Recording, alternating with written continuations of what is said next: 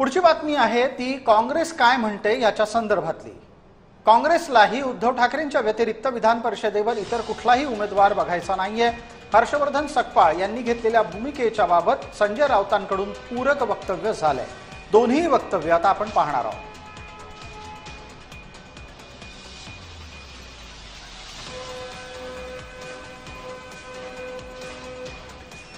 विधान परिषद निवडणुकीच्या बाबतीत महाविकास आघाडीने खलबतं करत उमेदवार कोण यावर जवळपास निश्चिती केलेली आहे असं समजतं।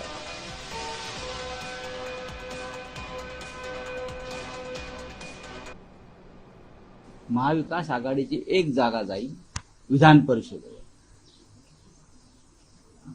आणि त्या संदर्भामध्ये 3 पक्षामध्ये चर्चा होईल। आता शिवसेनेकडून कोणाला पाठवायचं याचा निर्णय शिवसेना पक्षप्रमुख घेतील आणि ते लवकरच जाहीर करतील। बस काँग्रेस पक्षाने जी घेतलेली जी भूमिका होती ही भूमिका आपल्या सर्वांच्या समोर आहे की राज्यसभेच्या निवडणुकीत